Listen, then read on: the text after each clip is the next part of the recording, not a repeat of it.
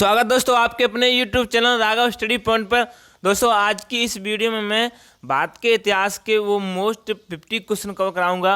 यानी ये part first है, पार्ट सेकंड इतिहास का ही जल्दी लेके आऊँगा।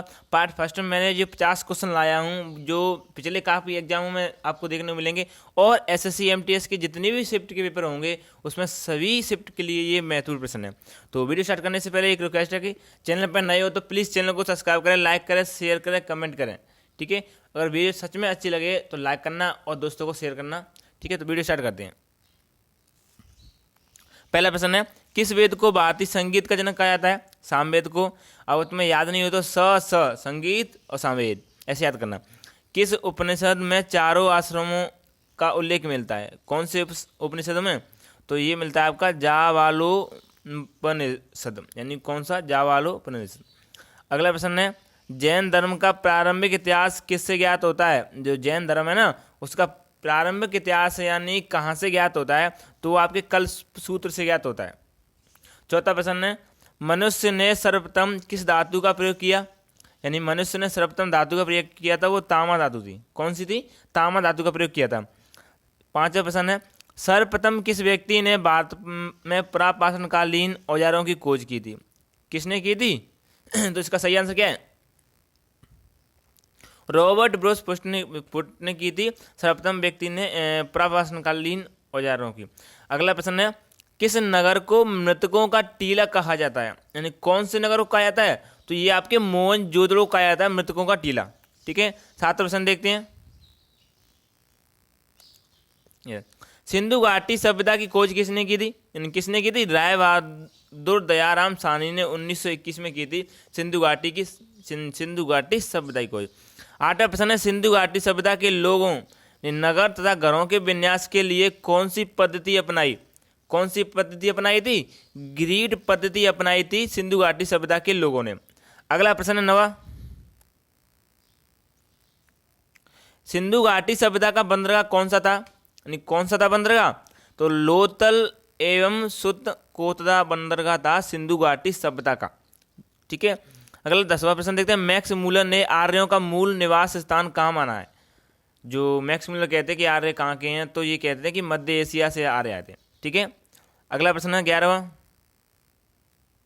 दशराज युद्ध का उल्लेख ऋग्वेद के कौन से मंडल में मिलता है? कौन से मंडल में मिलता है? 7वें मंडल में मिलता है दशराज युद्ध का उल्लेख। 12वां प्रश्न है, आर्यों का मुख्य व्यवसाय क्या था? यानी क्या था? पशुपालन एवं कृषि था आर्यों का मुख्य व्यवसाय।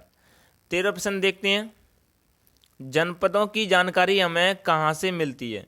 कहाँ से मिलती है? बौद्ध ग्रंथ अंगोत्तर निकाय से मिलती है जनपदों की जानकारी। 14वां प्रश्न देखते हैं, मत्स्य महाजनपद की राजधानी कौन सी थी? कौन सी थी?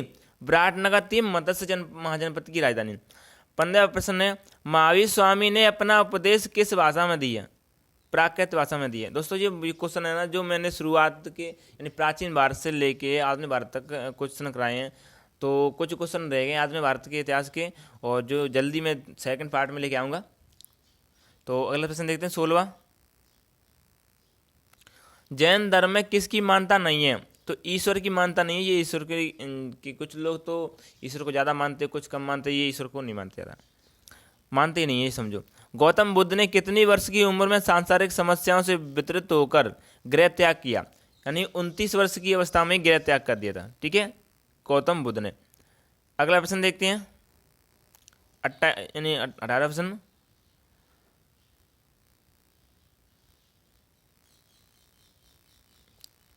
प्रश्न, बुद्ध ने अपना प्रथम उपदेश कहाँ दिया? तो सारनाथ में दिया था बुद्ध ने अपना प्रथम उपदेश।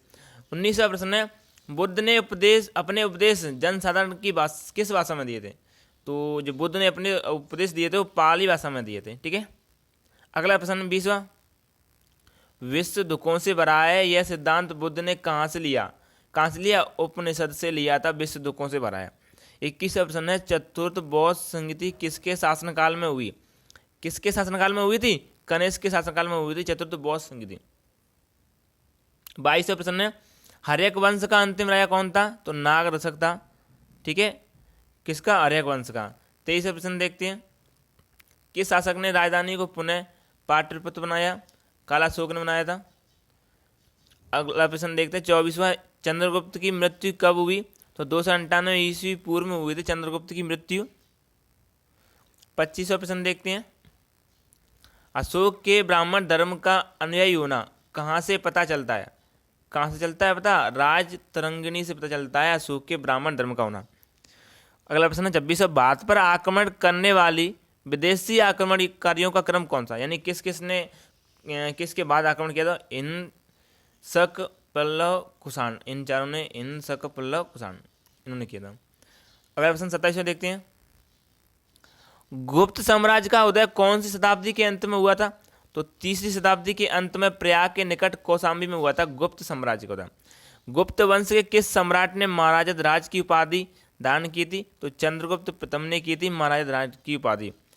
29वां प्रश्न है, कालिदास, महाकवि कालिदास किसके दरबार में रहते थे?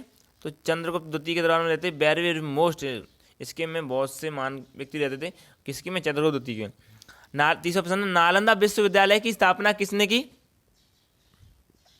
तो इसका सही आंसर क्या है? कुमारगुप्त ने की थी नालंदा विश्वविद्यालय की स्थापना। अगला प्रश्न 31वां देखते हैं, गुप्त काल में सर्वाधिक महत्वपूर्ण व्यापार केंद्र कौन सा था? कौन सा था? उज्जैन था गुप्त काल में सर्वाधिक महत्वपूर्ण व्यापार केंद्र। 32वां प्रश्न है, चीनी यात्री हैंसोंग किसके शासनकाल में भारत आया? किसके शासनकाल में आया था? हर्षवर्धन के शासनकाल में आया था चीनी यात्री हैंसोंग। अगला प्रश्न देखते हैं 33वां, महाबलीपुरम के एकाश्म मंदिर का निर्माण किसने करवाया? किसने करवाया? नरसिंह वर्मन प्रथम ने करवाया था महाबलीपुरम के एकाश्म मंदिर का निर्माण। 34वां है, एलोरा के प्रसिद्ध कैलाश मंदिर का निर्माण किसने करवाया था? किसने करवाया था? कृष्ण प्रथम ने करवाया था एलोरा के प्रसिद्ध कैलाश मंदिर का निर्माण। 35वां प्रश्न देखते हैं, लाख बख्श किसे कहा जाता है? तो कुतुबुद्दीन ऐबक को कहा जाता है लाख बख्श। 36वां प्रश्न है, प्रसिद्ध कवि अमीर खुसरो किसके दरबार में रहते थे? किसके दरबार में रहते थे? बलबन के दरबार में रहते थे अमीर खुसरो। अगला प्रश्न देखते हैं 37 वाला, घोड़ा दागने एवं सैनिकों का हुलिया लिखने की प्रथा की शुरुआत किसने की? किसने की थी? तो अलाउद्दीन खिलजी ने की थी घोड़ा दागने व सैनिकों का हुलिया लिखने। 38वां प्रश्न है, मोहम्मद बिन तुगलक ने अपनी राजधानी दिल्ली से कहाँ स्थानांतरित की? कहाँ स्थानांतरित की? तो ये की थी आपकी देवगिरी में। कहाँ पर? देवगिरी में की थी। 39वां प्रश्न है, आगरा शहर की स्थापना किसने की? सिकंदर लोदी ने की थी। 40वां प्रश्न है, विजयनगर साम्राज्य की स्थापना कब की गई? 1336 ईस्वी में हरिहर एवं बुक्का ने की थी। 41वां प्रश्न है, घाघरा का युद्ध बाबर व किसके मध्य लड़ा गया? तो अफगानों व बाबर के मध्य लड़ा गया था। 42वां प्रश्न है, अकबर का जन्म कहाँ हुआ? तो अमरकोट के राणा वीरसाल के महल में 15 अक्टूबर 1542 ईस्वी में हुआ था। ठीक है, अगला प्रश्न देखते हैं, किसको न्याय की जंजीर के लिए जाना जाता है? जहांगीर को जाना जाता है। 49वां प्रश्न है, पुर्तगालियों ने अपनी पहली व्यापारिक कोठी कहाँ खोली? तो ये कहाँ खोली थी? कोचीन में खोली थी।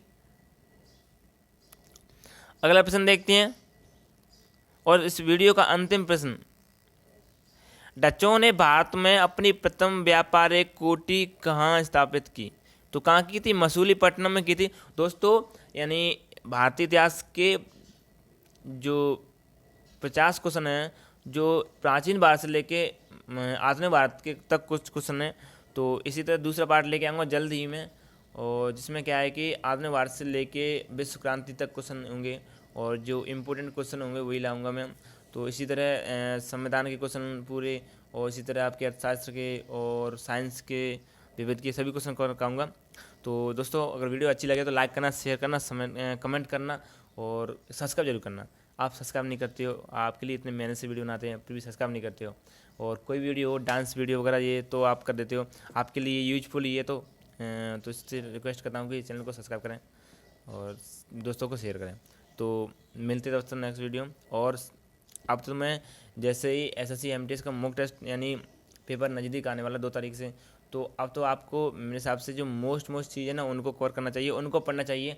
जैसे कुछ चीज़ें हैं जो पेपर में बार बार रिपीटेशन पूछी जा रही हैं, और जहाँ तरह अब तो कोशिश कीजिए कि आप यूट्यूब से एक ही चैप्टर की, यानी मैं ये नहीं कह रहा, मैं तो ये कह रहा हूँ कि पूरी वीडियो 10 घंटे की कितने की जी के संबंध है उसको पढ़िए और उसमें से ही पढ़िए। तो तब तक पढ़ते रहिए, मुस्कुराते रहिए, हंसते रहिए। मिलते हैं नेक्स्ट वीडियो। धन्यवाद।